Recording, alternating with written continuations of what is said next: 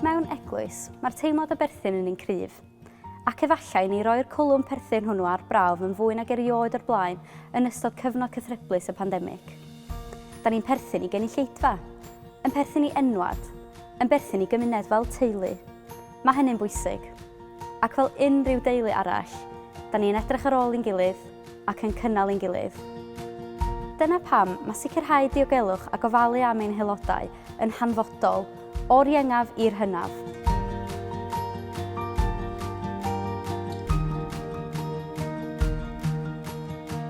Yng Nghymru, mae'r panel diogelu cyd-enwadol wedi creu canllawiau diogelu syml ac ymarferol i ni ei ddefnyddio yn ein heglwysi, ar ffurf llawlyfr eglur ynghyd â hyfforddiant sydd yn hollol hawdd i ddilyn. Fe ddylai pob un ohonom gymryd mater diogelu o ddifri. Yn y newyddion y dyddiau yma, da ni'n clywed straeon ofnadwy am gam-drin a thrin pobl yn wael. Ac yn aml iawn, da ni'n meddwl yn dawel bach, fyddai rhywbeth felly ddim yn digwydd i ni. Ond y gwir ydy gall pethau gwael ddigwydd. Felly, mae mater diogelu'n berthnasol i bob un ohonom, i bob unigolyn ac i bob eglwys. A mae o'n ddyletswydd ar aelodau o'n cymuned eglwysig i sicrhau diogelwch pawb, yn blant ac yn oedolion bregus. Da ni'n dod at ein gilydd fel eglwysi, yn gasgliad o unigolion o bob oed, bob cefndir a phob profiad. Rhaid i ni fod yn ofalgar o'n gilydd ac o bawb.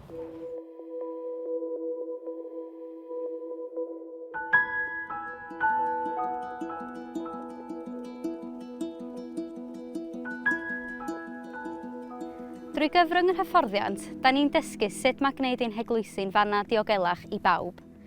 Gall hyfforddiant ein helpu ni i fod yn hyderus ein bod ni'n gwneud ein rhan i ofalu am blant, pobl ifanc ac oedolion bregus, yn ogystal â gweithwyr a gwirfoddolwyr.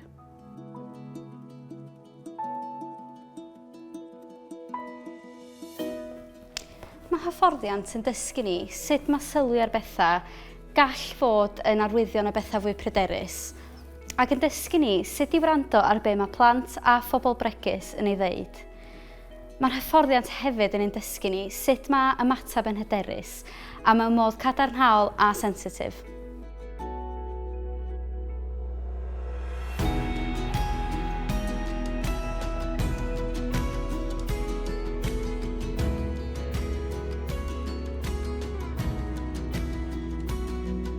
Mae diogelu'n berthnasol i bob un ohonom. Fel Cristnogion fedrwn ni ddim fforddio i beidio a'i gymryd o ddifri.